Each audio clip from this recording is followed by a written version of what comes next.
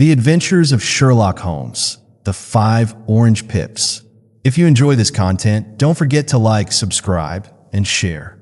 Your support means the world to us. The 5 Orange Pips. When I glance over my notes and records of Sherlock Holmes cases between the years 82 and 90, I am faced by so many which present strange and interesting features that it is no easy matter to know which to choose and which to leave.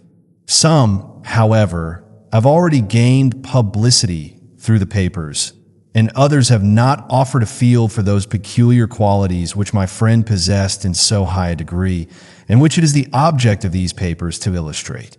Some, too, have baffled his analytical skill and would be as narratives, beginnings without an ending, while others have been but partially cleared up and have their explanations founded rather upon conjecture and surmise than on that absolute logical proof which was so dear to him.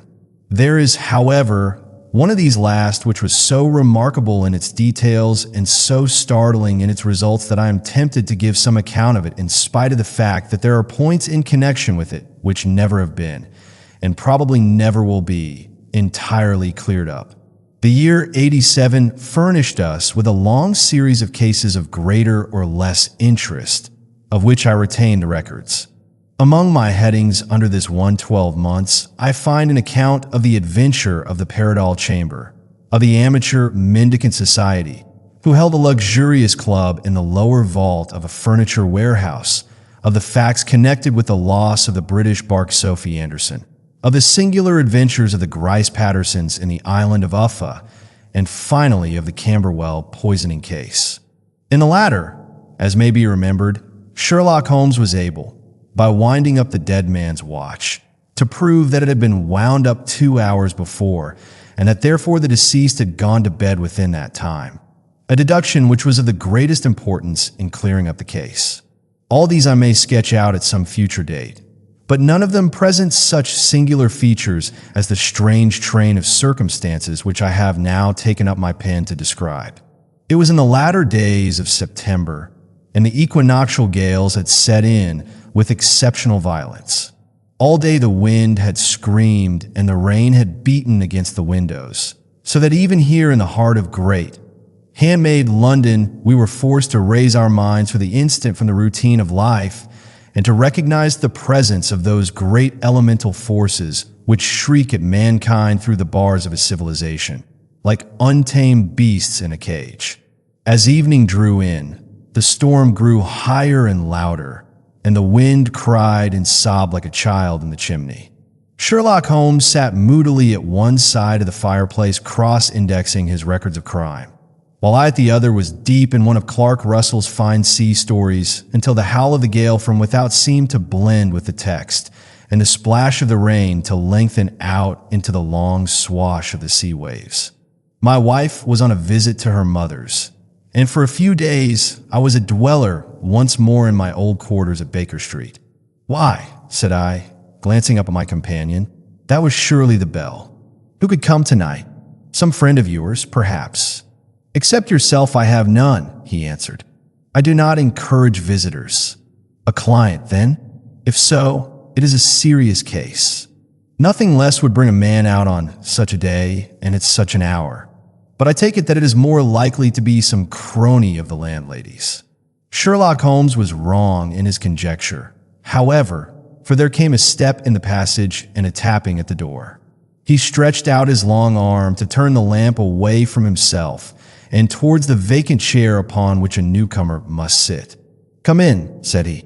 The man who entered was young, some 22 at the outside, well-groomed and trimly clad, with something of refinement and delicacy in his bearing.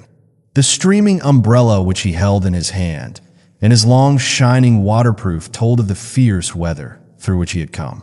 He looked about him anxiously in the glare of the lamp, and I could see that his face was pale and his eyes heavy, like those of a man who is weighed down with some great anxiety. "I owe you an apology," he said, raising his golden pince-nez to his eyes. "I trust that I am not intruding. I fear that I have brought some traces of the storm and rain into your snug chamber." "Give me your coat and umbrella," said Holmes. They may rest here on the hook and will be dry presently. You have come up from the southwest, I see. Yes, from Horsham. That clay and chalk mixture which I see upon your toe caps is quite distinctive. I have come for advice. That is easily got. And help. That is not always so easy. I have heard of you, Mr. Holmes. I heard from Major Prendergast how you saved him in the Tankerville Club scandal. Ah, of course. He was wrongfully accused of cheating at cards. He said that you could solve anything. He said too much, that you were never beaten. I've been beaten 4 times, 3 times by men and once by a woman. But what is that compared with the number of your successes? It is true that I have been generally successful. Then you may be so with me. I beg that you will draw your chair up to the fire and favor me with some details as to your case. It is no ordinary one. None of those which come to me are. I am the last court of appeal. And yet I question, sir, whether, in all your experience, you have ever listened to a more mysterious and inexplicable chain of events than those which have happened in my own family. You fill me with interest, said Holmes. Pray give us the essential facts from the commencement, and I can afterwards question you as to those details which seem to me to be most important. The young man pulled his chair up and pushed his wet feet out towards the blaze. My name, said he, is John Openshaw, but my own affairs have, as far as I can understand, little to do with this awful business. It is a hereditary matter, so in order to give you an idea of the facts, I must go back to the commencement of the affair. You must know that my grandfather had 2 sons, my uncle Elias and my father Joseph. My father had a small factory at Coventry, which he enlarged at the time of the invention of bicycling. He was a patentee of the Openshaw unbreakable tire, and his business met with such success that he was able to sell it and to retire upon a handsome competence.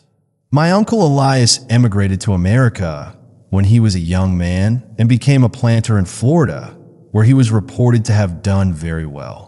At the time of the war, he fought in Jackson's army, and afterwards under Hood, where he rose to be a colonel. When Lee laid down his arms, my uncle returned to his plantation, where he remained for 3 or 4 years. About 1869 or 1870, he came back to Europe and took a small estate in Sussex, near Horsham. He had made a very considerable fortune in the States, and his reason for leaving them was his aversion to the Negroes and his dislike of the Republican policy in extending the franchise to them. He was a singular man, fierce and quick-tempered, very foul-mouthed when he was angry, and of a most retiring disposition. During all the years that he lived at Horsham, I doubt if ever he set foot in the town. He had a garden and 2 or 3 fields round his house, and there he would take his exercise, though very often for weeks and he would never leave his room. He drank a great deal of brandy and smoked very heavily, but he would see no society and did not want any friends, not even his own brother. He didn't mind me. In fact, he took a fancy to me, for at the time when he saw me first, I was a youngster of 12 or so. This would be in the year 1878, after he had been 8 or 9 years in England.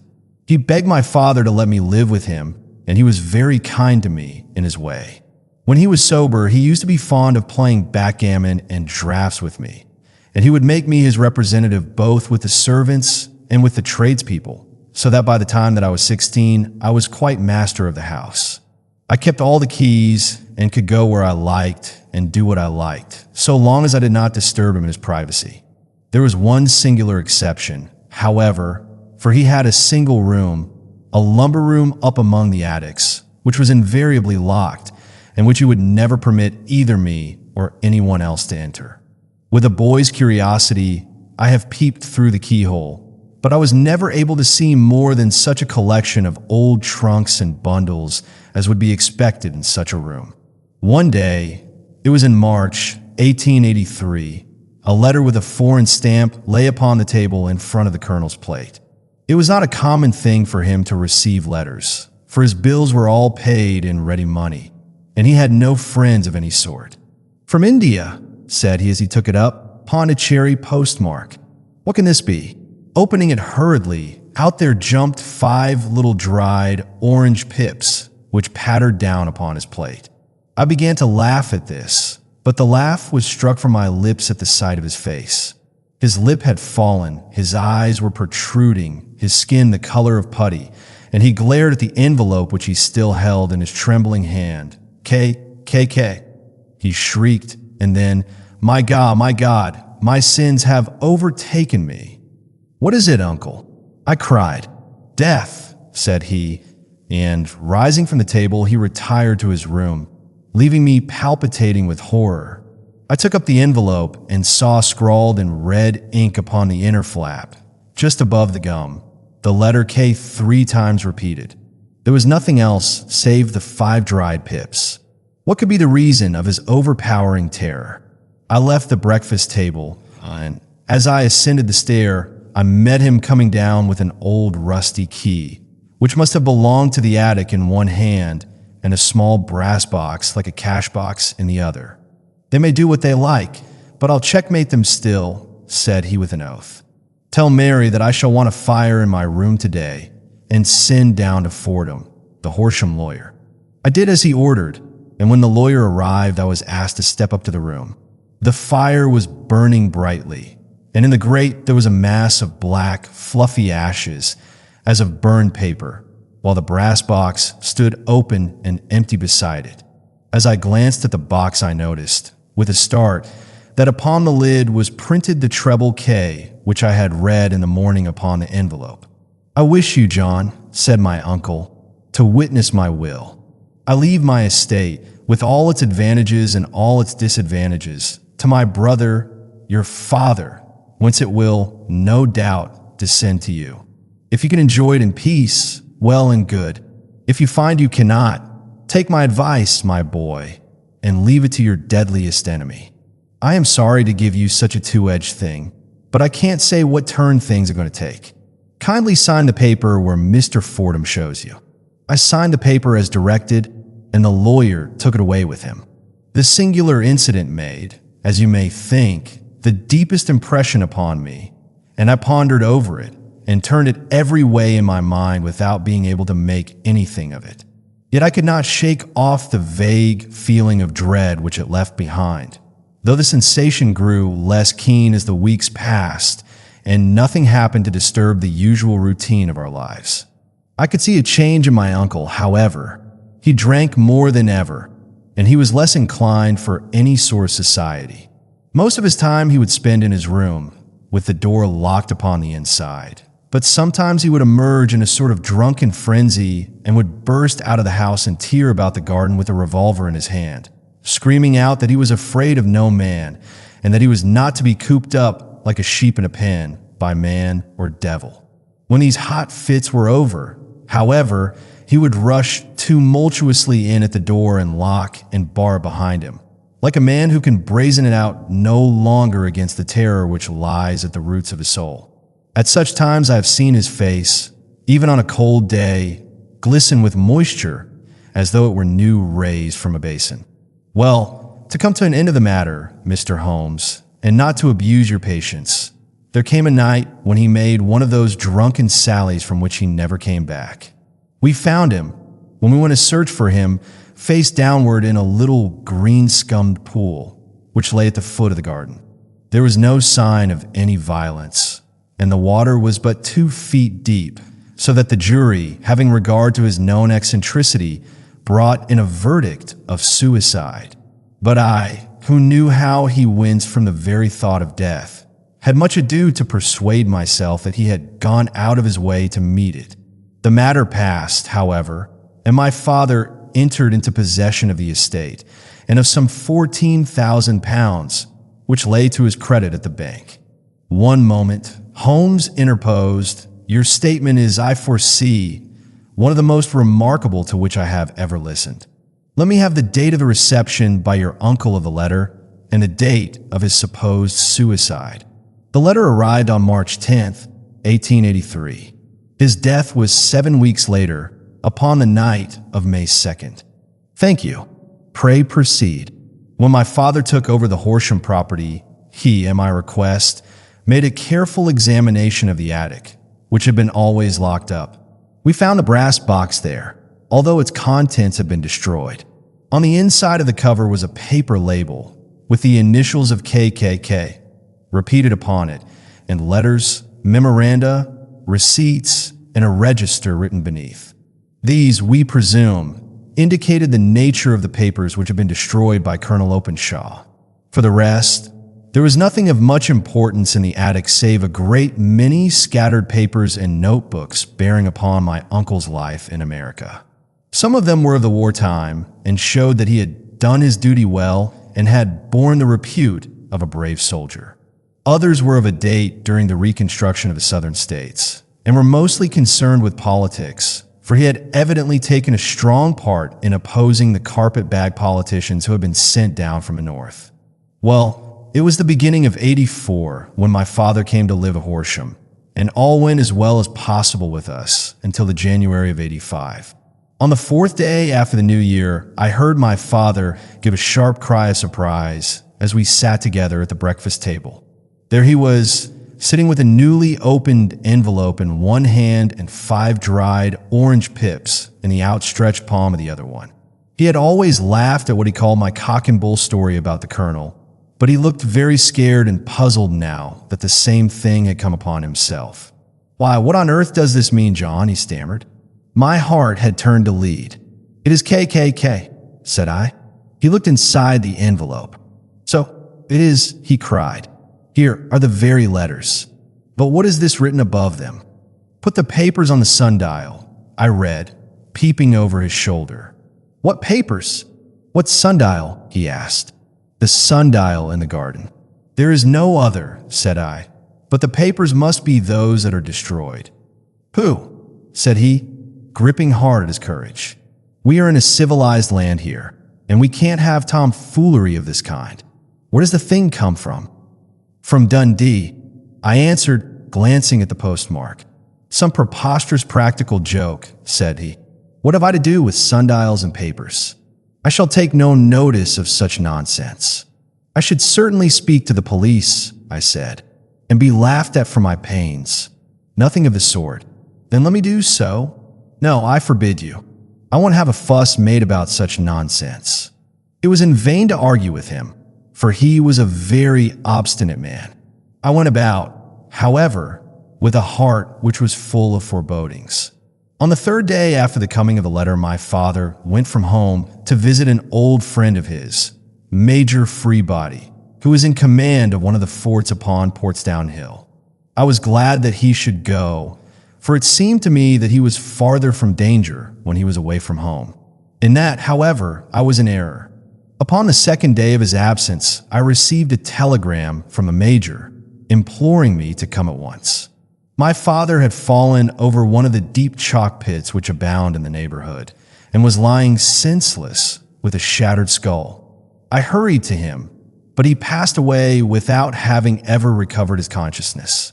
He had, as it appears, been returning from Fareham in the twilight, and, as the country was unknown to him, and the chalk pit unfenced, the jury had no hesitation in bringing in a verdict of death from accidental causes.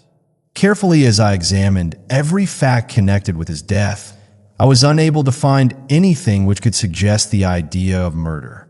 There were no signs of violence, no footmarks, no robbery, no record of strangers having been seen upon the roads.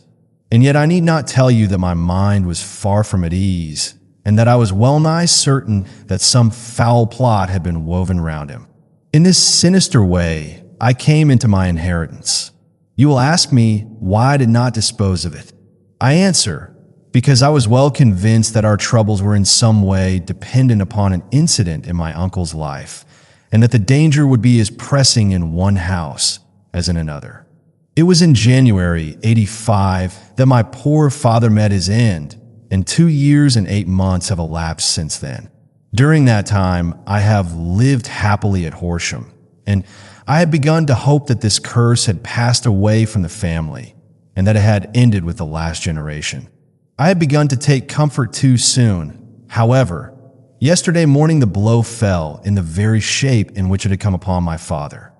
The young man took from his waistcoat a crumpled envelope, and turning to the table, he shook out upon it 5 little dried orange pips. "This is the envelope," he continued. "The postmark is London, Eastern Division. Within are the very words which were upon my father's last message, KKK, and then put the papers on the sundial." "What have you done?" asked Holmes. Nothing. To tell the truth, he sank his face into his thin, white hands. "I have felt helpless. I have felt like one of those poor rabbits when the snake is writhing towards it. I seem to be in the grasp of some resistless, inexorable evil, which no foresight and no precautions can guard against." "Tut, cried Sherlock Holmes. "You must act, man, or you are lost. Nothing but energy can save you. This is no time for despair. I have seen the police." But they listened to my story with a smile. "I am convinced that the inspector has formed the opinion that the letters are all practical jokes, and that the deaths of my relations were really accidents, as the jury stated, and were not to be connected with the warnings." Holmes shook his clenched hands in the air. "Incredible imbecility," he cried. "They have, however, allowed me a policeman who may remain in the house with me. Has he come with you tonight?" "No. His orders were to stay in the house." Again Holmes raved in the air. "Why did you come to me?" he said. "And, above all, why did you not come at once?" "I do not know. It was only today that I spoke to Major Prendergast about my troubles, and was advised by him to come to you. It is really 2 days since you had the letter. We should have acted before this. You have no further evidence, I suppose, than that which you have placed before us.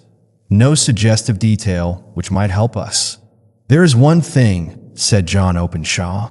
He rummaged in his coat pocket, and, drawing out a piece of discolored, blue-tinted paper, he laid it out upon the table. "I have some remembrance," said he, "that on the day when my uncle burned the papers, I observed that the small, unburned margins which lay amid the ashes were of this particular color.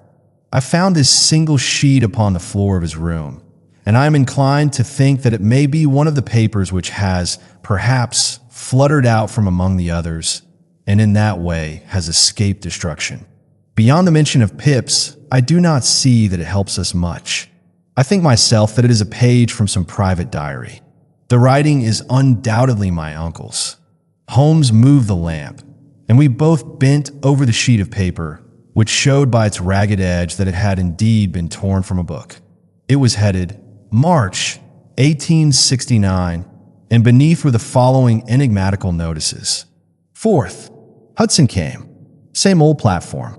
7th, set the pips on Macaulay, Paramore, and John Swain of St. Augustine. 9th, Macaulay cleared. 10th, John Swain cleared. 12th, visited Paramore. All well. Thank you, said Holmes, folding up the paper and returning it to our visitor. And now you must on no account lose another instant. We cannot spare time even to discuss what you have told me. You must get home instantly and act. What shall I do? There is but one thing to do. It must be done at once. You must put this piece of paper which you have shown us into the brass box which you have described. You must also put in a note to say that all the other papers were burned by your uncle, and that this is the only one which remains. You must assert that in such words as will carry conviction with them. Having done this, you must at once put the box out upon the sundial as directed. Do you understand? Entirely. Do not think of revenge or anything of the sort at present. I think that we may gain that by means of the law, but we have our web to weave, while theirs is already woven. The first consideration is to remove the pressing danger which threatens you. The second is to clear up the mystery and to punish the guilty parties. I thank you, said the young man, rising and pulling on his overcoat. You have given me fresh life and hope. I shall certainly do as you advise. Do not lose an instant. And, above all, take care of yourself in the meanwhile, for I do not think that there can be a doubt that you are threatened by a very real and imminent danger. How do you go back? By train from Waterloo. It is not yet 9. The streets will be crowded. so I trust that you may be in safety. And yet you cannot guard yourself too closely. I am armed. That is well. Tomorrow I shall set to work upon your case. I shall see you at Horsham then? No, your secret lies in London. It is there that I shall seek it. Then I shall call upon you in a day or in 2 days with news as to the box and the papers. I shall take your advice in every particular. He shook hands with us and took his leave. Outside, the wind still screamed and the rain splashed and pattered against the windows. This strange, wild story seemed to have come to us from amid the mad elements, blown in upon us like a sheet of seaweed in a gale, and now to have been reabsorbed by them once more. Sherlock Holmes sat for some time in silence, with his head sunk forward and his eyes bent upon the red glow of the fire. Then he lit his pipe, and leaning back in his chair, he watched the blue smoke rings as they chased each other up to the ceiling. "I think, Watson," he remarked at last, "that of all our cases we have had none more fantastic than this. Save, perhaps, the sign of 4. Well, yes, save perhaps that. And yet this John Openshaw seems to me to be walking amid even greater perils than did the Sholtos. But have you," I asked, "formed any definite conception as to what these perils are?" "There can be no question as to their nature," he answered. "Then what are they? Who is this KKK? And why does he pursue this unhappy family?" Sherlock Holmes closed his eyes and placed his elbows upon the arms of his chair, with his fingertips together. "The ideal reasoner," he remarked, "would, when he had once been shown a single fact in all its bearings, deduce from it not only all the chain of events which led up to it, but also all the results which would follow from it.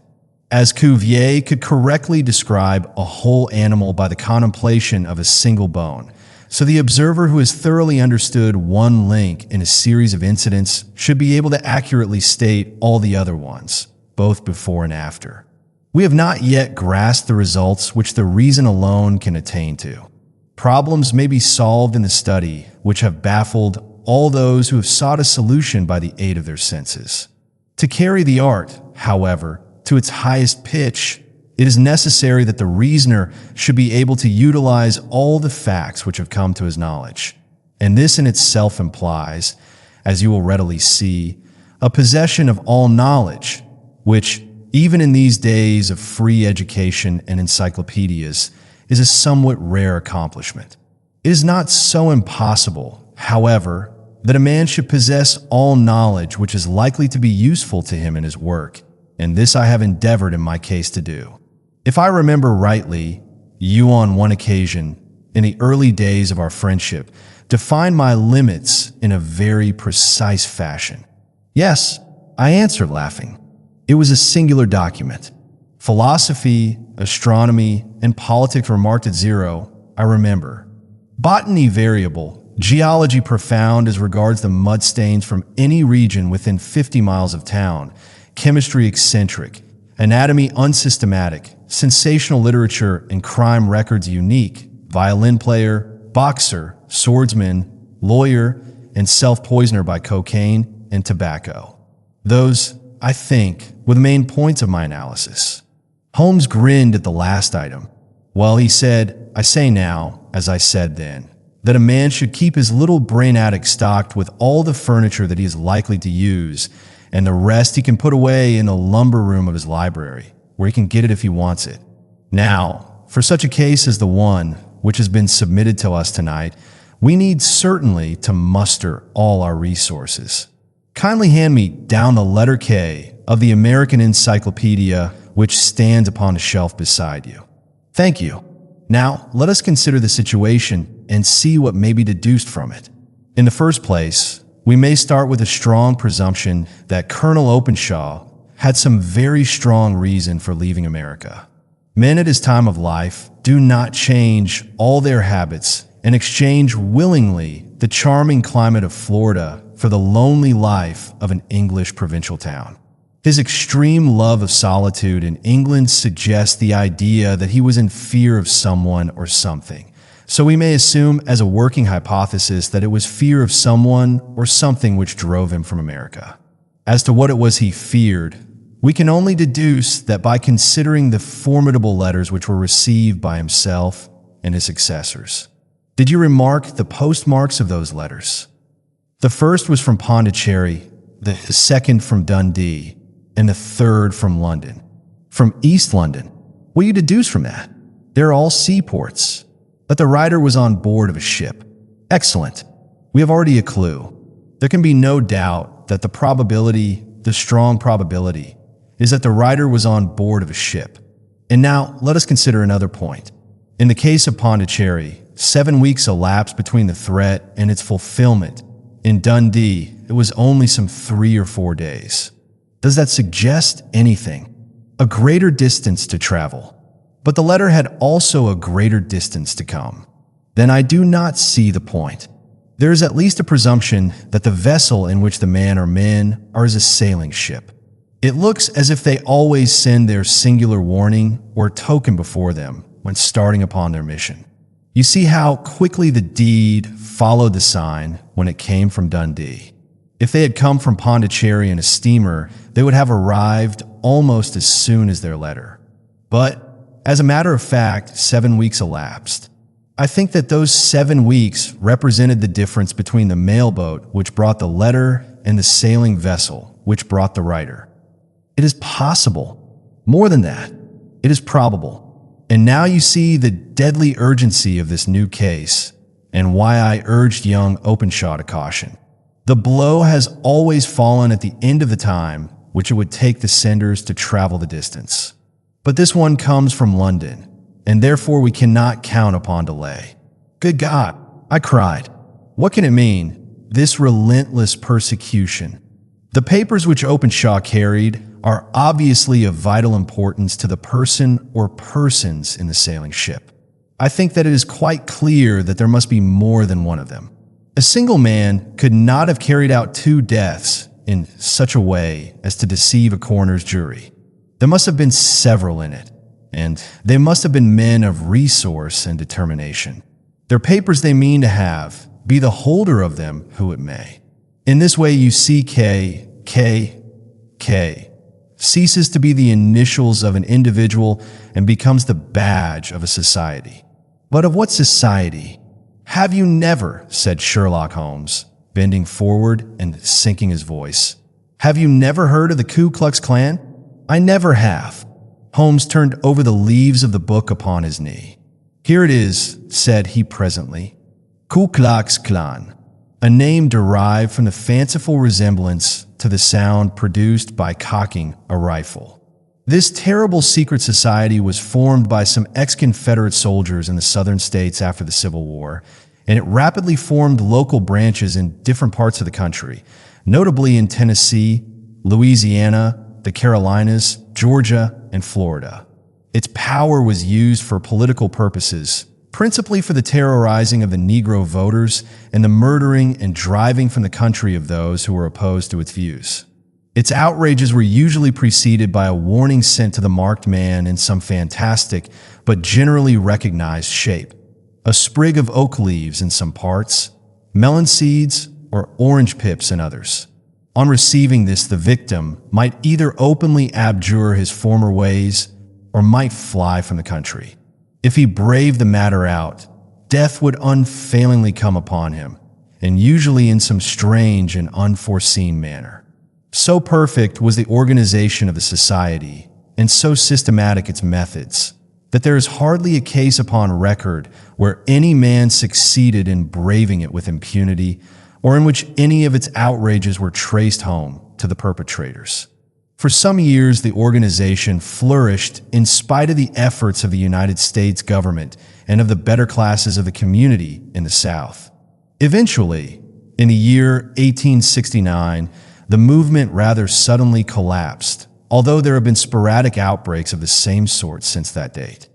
You will observe, said Holmes, laying down the volume, that the sudden breaking up of the society was coincident with the disappearance of Openshaw from America with their papers. It may well have been cause and effect. It is no wonder that he and his family have some of the more implacable spirits upon their track. You can understand that this register and diary may implicate some of the first men in the South, and that there may be many who will not sleep easy at night until it is recovered. Then the page we have seen is such as we might expect. It ran, if I remember right, sent the pips to A, B, and C. That is, sent the society's warning to them. Then there are successive entries that A and B cleared or left the country, and finally that C was visited with, I fear, a sinister result for C. Well, I think, Doctor, that we may let some light into this dark place, and I believe that the only chance young Openshaw has in the meantime is to do what I have told him. There is nothing more to be said or to be done tonight. So hand me over my violin and let us try to forget for half an hour the miserable weather and the still more miserable ways of our fellow men. It had cleared in the morning, and the sun was shining with a subdued brightness through the dim veil which hangs over the great city. Sherlock Holmes was already at breakfast when I came down. "You will excuse me for not waiting for you," said he. I foresee a very busy day before me in looking into this case of young Openshaw's. "What steps will you take?" I asked. "It will very much depend upon the results of my first inquiries. I may have to go down to Horsham, after all." "You will not go there first?" "No, I shall commence with the city. Just ring the bell, and the maid will bring up your coffee." As I waited, I lifted the unopened newspaper from the table and glanced my eye over it. It rested upon a heading which sent a chill to my heart. "Holmes," I cried, "you are too late." "Ah," said he, laying down his cup, "I feared as much. How was it done?" He spoke calmly, but I could see that he was deeply moved. My eye caught the name of Openshaw and the heading "Tragedy near Waterloo Bridge." Here is the account. "Between 9 and 10 last night, Police Constable Cook of the H Division, on duty near Waterloo Bridge, heard a cry for help and a splash in the water. The night, however, was extremely dark and stormy, so that, in spite of the help of several passers-by, it was quite impossible to effect a rescue. The alarm, however, was given, and by the aid of the water police, the body was eventually recovered. It proved to be that of a young gentleman whose name, as it appears from an envelope which was found in his pocket, was John Openshaw, and whose residence is near Horsham. It is conjectured that he may have been hurrying down to catch the last train from Waterloo Station, and that in his haste and the extreme darkness he missed his path and walked over the edge of one of the small landing places for river steamboats. The body exhibited no traces of violence, and there can be no doubt that the deceased had been the victim of an unfortunate accident, which should have the effect of calling the attention of the authorities to the condition of the riverside landing stages. We sat in silence for some minutes, Holmes more depressed and shaken than I had ever seen him. "That hurts my pride, Watson," he said at last. "It is a petty feeling, no doubt, but it hurts my pride. It becomes a personal matter with me now. And if God sends me health, I shall set my hand upon this gang, that he should come to me for help, and that I should send him away to his death." He sprang from his chair and paced about the room in uncontrollable agitation, with a flush upon his sallow cheeks and a nervous clasping and unclasping of his long, thin hands.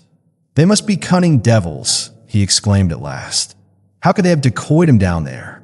The embankment is not on the direct line to the station. The bridge, no doubt, was too crowded, even on such a night, for their purpose. Well, Watson, we shall see who will win in the long run. I'm going out now." "To the police?" "No, I shall be my own police. When I have spun the web, they may take the flies, but not before. All day, I was engaged in my professional work, and it was late in the evening before I returned to Baker Street." Sherlock Holmes had not come back yet. It was nearly 10 o'clock before he entered, looking pale and worn. He walked up to the sideboard, and tearing a piece from the loaf, he devoured it voraciously, washing it down with a long draught of water. "You are hungry," I remarked. "Starving." It had escaped my memory. I have had nothing since breakfast. Nothing, not a bite. I had no time to think of it. And how have you succeeded? Well, you have a clue. I have him in the hollow of my hand. Young Openshaw shall not long remain unavenged. Why, Watson, let us put their own devilish trademark upon them. It is well thought of. What do you mean? He took an orange from the cupboard, and tearing it to pieces, he squeezed out the pips upon the table. Of these, he took 5 and thrust them into an envelope. On the inside of the flap, he wrote S, H, 4J, O. Then he sealed it and addressed it to Captain James Calhoun, Bark Lone Star, Savannah, Georgia. That will await him when he enters port, said he, chuckling. It may give him a sleepless night. He will find it as sure a precursor of his fate as Openshaw did before him. And who is this Captain Calhoun? The leader of the gang. I shall have the others, but he first. How did you trace it, then? He took a large sheet of paper from his pocket, all covered with dates and names. I have spent the whole day, said he, over Lloyd's registers and files of the old papers, following the future career of every vessel which touched at Pondicherry in January and February in '83. There were 36 ships of fair tonnage which were reported there during those months. Of these, one, the Lone Star, instantly attracted my attention, since, although it was reported as having cleared from London, the name is that which is given to one of the states of the Union. Texas, I think. I was not, and am not sure which, but I knew that the ship must have an American origin. What then? I searched the Dundee records, and when I found that the bark Lone Star was there in January '85, my suspicion became a certainty. I then inquired as to the vessels which lay at present in the port of London. Yes, the Lone Star had arrived here last week. I went down to the Albert Dock and found that she had been taken down the river by the early tide this morning, homeward bound to Savannah. I wired to Gravesend and learned that she had passed some time ago, and as the wind is easterly, I have no doubt that she is now past the good winds and not very far from the Isle of Wight. What will you do, then? Oh, I have my hand upon him. He and the 2 mates are, as I learn, the only native-born Americans in the ship. The others are Finns and Germans. I know, also, that they were all 3 away from the ship last night. I had it from the stevedore who has been loading their cargo. By the time that their sailing ship reaches Savannah, the mailboat will have carried this letter, and the cable will have informed the police of Savannah that these 3 gentlemen are badly wanted here upon a charge of murder. There is ever a flaw, however, in the best laid of human plans, and the murderers of John Openshaw were never to receive the orange pips which would show them that another, as cunning and as resolute as themselves, was upon their track. Very long and very severe were the equinoctial gales that year. We waited long for news of the Lone Star of Savannah, but none ever reached us. We did at last hear that somewhere far out in the Atlantic a shattered stern post of a boat was seen swinging in the trough of a wave, with the letters else carved upon it, and that is all which we shall ever know of the fate of the Lone Star.